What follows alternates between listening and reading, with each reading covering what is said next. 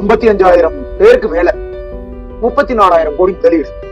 தமிழ்நாட்டை தேடி பெரிய பெரிய கம்பெனி எல்லாம் வரப்போகுது. ஆனா இதுல வேலை உங்களுக்கு கிடைக்குமா, எனக்கு கிடைக்குமா அப்படின்னா தெரியல.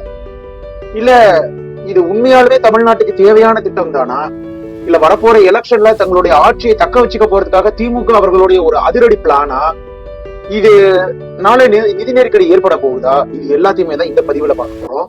அது என்ன, அந்த 34,000 கோடிக்கு என்ன திட்டம், என்ன 55,000 பேருக்கு வேலை, எங்க என்னென்ன பெரிய கம்பெனி வரப்போகுது, இதை பத்தின எல்லா டீடைலையும் இந்த பதிவுல நம்ம பார்க்க போறோம். சோ மறக்காம என்னுடைய சேனல் சப்ஸ்கிரைப் பண்ணிக்கோங்க, சரண் பாலிடிக்ஸ். பெல் பட்டன் கிளிக் பண்ணிக்கோங்க, அப்பதான் நான் கொடுக்கக்கூடிய எல்லா தகவல்களும் உங்களுக்கு நோட்டிபிகேஷனா கிடைக்கும். சோ வாங்க நண்பர்களே, வீடியோக்குள்ள போகலாம்.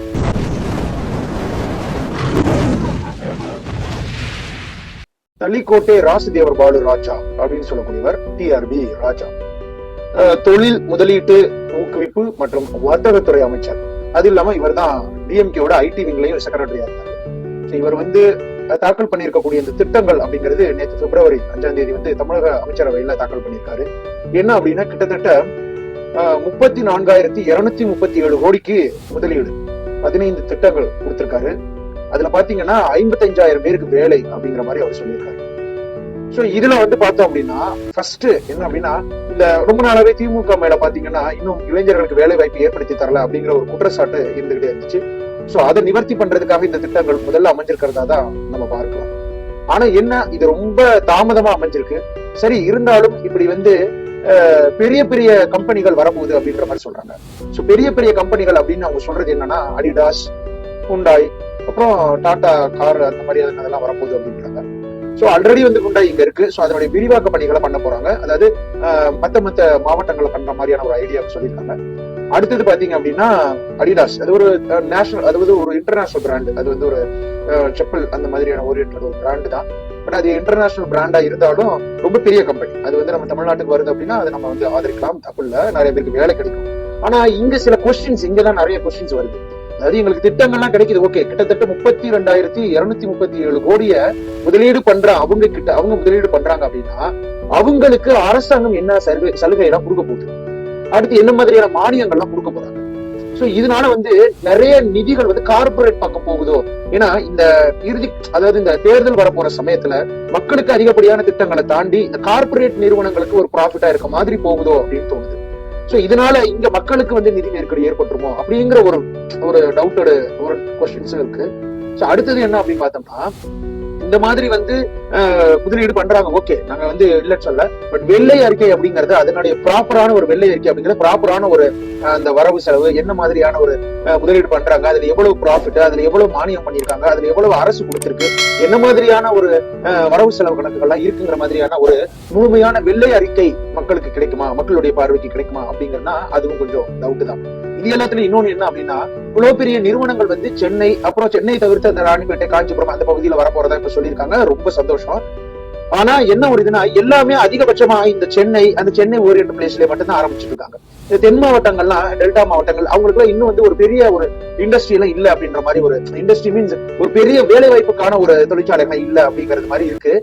இன்னொன்னு என்ன அப்படின்னா, இந்த இவங்க சொல்லியிருக்காங்க, இது நாங்க விரிவாக்கம் பண்ணுவோம், பெரம்பலூர், திருச்சி இந்த மாதிரி வருவோம் அப்படின்னு. ஆனா இந்த சென்னை கிட்ட இப்ப ஆரம்பிக்க போற இந்த ஒரு தொழிற்சாலை அப்படியோட இம்ப்ளிமெண்டேஷன் இன்னும் எவ்வளவு நாள் போக போகுதுன்னு தெரியல. சோ இதை இம்ப்ளிமெண்ட் பண்ணி அடுத்தது இந்த தென் தமிழகத்துக்குள்ள வர்றது அப்படிங்கிறது அது எவ்வளவு நாள் ஆக போகுதுங்கிறதும் தெரியல. சோ இந்த திட்டங்கள் எப்படி வரப்போகுதுங்கிறத நம்ம ஃபியூச்சர்ல பார்க்கலாம். அடுத்தது மிக முக்கியமான ஒண்ணு என்னன்னா, 55,000 பேருக்கு வேலைன்னு சொல்லியிருக்காங்க. பட் இந்த 55,000 பேரும் எவ்வளவு சதவீத விழுக்காடு மக்கள் தமிழர்களா இருக்க போறாங்க அப்படிங்கிறது என்னுடைய கேள்வி. சோ தமிழர்களுக்கு அதிக அளவுல வாய்ப்பு கொடுக்கணும் அப்படிங்கிறது என்னுடைய ரெக்வஸ்ட்.